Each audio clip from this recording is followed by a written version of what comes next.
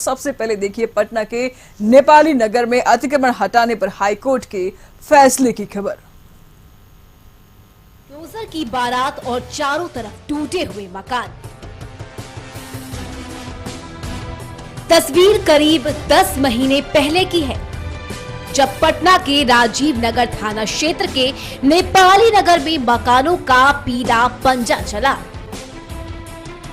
प्रशासन ने अतिक्रमण हटाने के नाम पर कार्रवाई की और 70 से ज्यादा मकान जमींदोज कर दिए।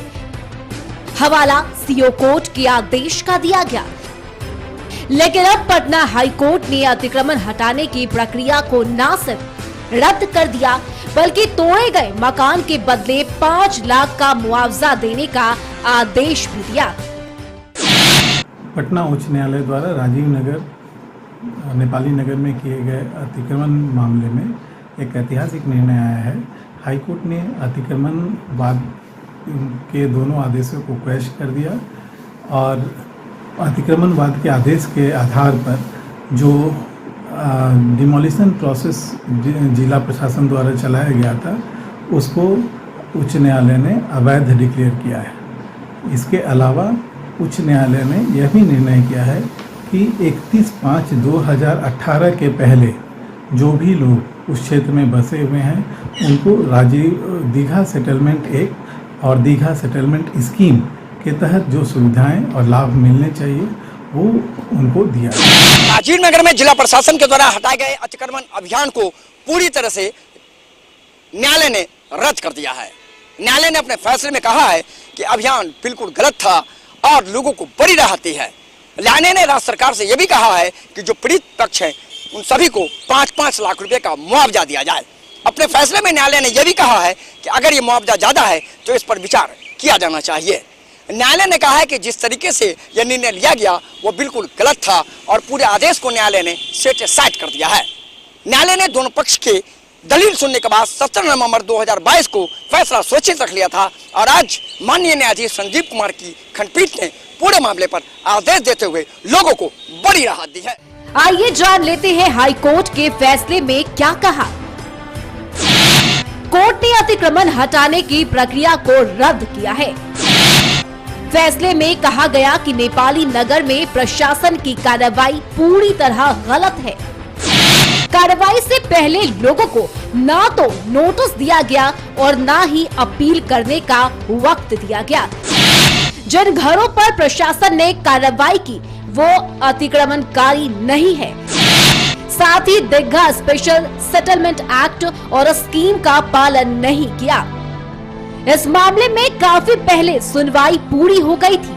लंबे इंतजार के बाद कोर्ट ने फैसला सुनाया, जिसमें करीब 2000 परिवारों को राहत मिली है। राजीव नगर में प्रशासन के द्वारा हटाए गए अतिक्रमण अभियान के तहत तोड़े गए कई मकान, काफी हंगामा हुआ और माननीय न्यायालय के सामने पूरा मामला लाया गया। न्यायालय ने तत्काल उस पर स्टे ऑर्डर कर दिया था।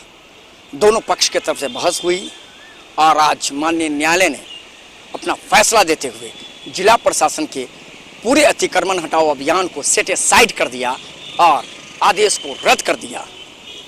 माननीय न्यायालय ने कहा कि पूरे मामले में जिस तरीके से कार्रवाई की गई है वो बिल्कुल गलत है और अतिक्रमण के दौरान जो भी मकान तोड़े गए हैं उसका निर्णय, उसकी कार्रवाई बिल्कुल गलत है। हाईकोर्ट के फैसले से उजड़े आशियाने अब फिर गुलजार होंगे। जिन लोगों के मकान तोड़े गए उन्हें मुआवजा मिलेगा। पिछले साल जुलाई में प्रशासन ने जब कार्रवाई शुरू की तो काफी बवाल हुआ। भड़के लोगों ने प्रशासन की टीम पर हमला भी किया। इलाके में बिजली और पानी की आपूर्ति बंद कर दी गई। बाद में हाईकोर्ट ने प्रशासन की कार्रवाई पर रोक लगा दी। स्थानीय लोगों का कहना है कि हाईकोर्ट के फैसले से साफ हो गया कि प्रशासन ने नाजायज तरीके से कार्रवाई की। चारों तरफ अफरा तफरी मची थी।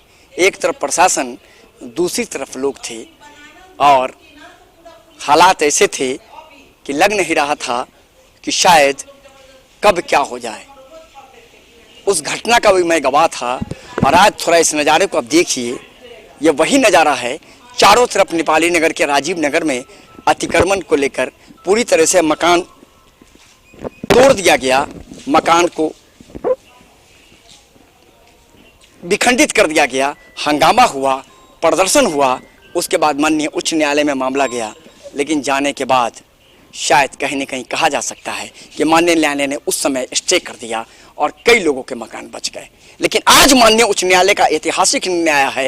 राज्य सरकार और जिला प्रशासन के पूरे अतिक्रमण हटाओ अभियान को सेट साइड कर दिया है, खारिज कर दिया है और लोगों को मुआवजा देने का भी ऐलान किया गया है। कितनी बड़ी राहत है, बहुत राहत हुई।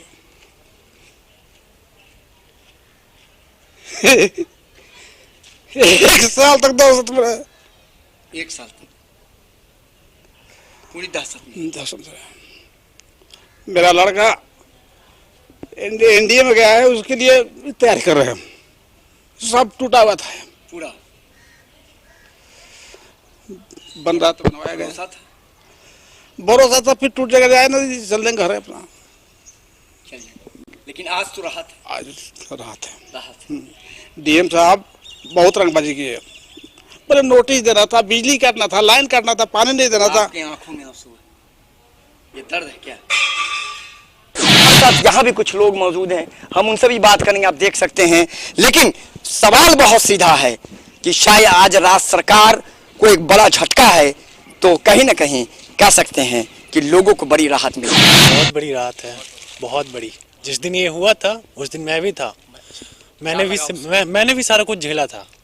हाँ, लग रहा था सब कुछ खत्म हो गया, सब कुछ बर्बाद हो गया। बहुत लग रहा था, मतलब कुछ है ही नहीं, खत्म हो गए हम लोग, रह के भी खत्म हो गए हैं। इन लोगों का कहना है कि हमें तो शायद यही लग रहा था कि सब कुछ लूट गया, सब कुछ बर्बाद किया हो गया। मैं उस दिन उस घटना का गवाह था, आज भी मैं इस घटना का गवाह हूं। आज उस दिन तो आपकी आंखों में आंसू थे, लेकिन आज लग रहा है कि आज बहुत कुछ वापस आ गया। हाँ, वो तो सही है। आपस तो फैसला हम लोग की तरफ से हुआ है, लेकिन बहुत संघर्ष करने की बाद, बहुत संघर्ष करने के बाद हम लोग के राहत मिला है। आज राहत, हाँ, आज लग रहा है कि कुछ संतुष्टि, कुछ संतुष्टि। आज हम लोग चैन के जैसा सांस जो कहता है आदमी लेता है, वैसा हम लोग चैन के सांस लेंगे। नहीं, हम लोग तो पूरा जीवन अपना सोच रहे थे कि इसी में मिट जाएंगे, यही मिट जाएंगे। हाँ, जैसा उस दिन हम लोग के साथ एक अवैध लोग किए। रविवार के दिन कोई ऐसा कानून हो है कि रविवार के दिन ऐसा होना चाहिए, लेकिन आप वो किए, नहीं करना चाहिए था। उन लोगों को नोटिस देना चाहिए था। 1 साल तक परेशान, लेकिन 1 साल तक हम लोग को इतना झेलना पड़ा कि हम लोग जान रहे कभी जीवन में जब तक जीऊंगा तब तक की गुण ऐसा नहीं भूलूंगा जो मेरे साथ हम लोग के साथ हुआ। उस समय तो अब लग रहा था कि हम लोग जिंदा नहीं रहे, क्योंकि क्या करेंगे, सारी संपत्ति तो मकान में हम लोग ने लगा दिया था। कोई भी अगर मकान बनाता है तो सोचता है कि अपने स्थिति से बेहतर सामान को लगाएं, क्योंकि मकान बनाना एक जीवन का खुशी होता है। लेकिन आज जो हुआ वो हम लोग को लग रहा था कि शायद वो एक आपदा था, आया और टल गया। उस दिन का बात ही अलग है। उस दिन तो इतना खराब लग रहा, जैसे लग रहा था कि सर से साया ही उठ गया। अब मकान नहीं रहने का टेंशन था, बहुत बुरा लगा। छोटे छोटे बच्चे सब भी लग गए थे। उस दिन हम थे यहीं, लग रहा था, उम्मीद था। दूसरे दिन सुने कि पानी और बिजली का बहाल होगा, तो था। आज अच्छा फील महसूस कर रहे हैं। जमीन का विवाद काफी पुराना है।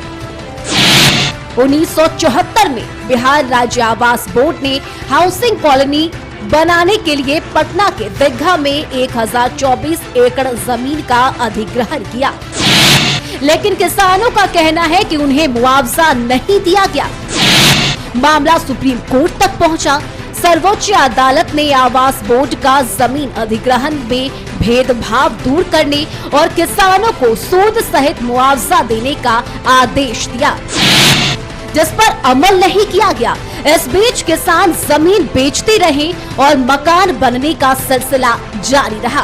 पूरे इलाके में 10,000 से ज्यादा मकान बन चुके हैं। सरकार ने इस बात का सर्वे भी कराया कि कितने मकान बने हैं और कितने प्लॉट खाली है। 2010 में दीघा लैंड सेटलमेंट एक्ट बनाया गया। कोर्ट ने अपने फैसले में साफ किया कि जो भी मकान 2018 के पहले बने हैं उन पर दीघा लैंड सेटलमेंट एक्ट के तहत कार्रवाई होनी है। फिलहाल इस फैसले से हजारों लोगों ने राहत की सांस ली है। ब्यूरो रिपोर्ट, कशिश न्यूज।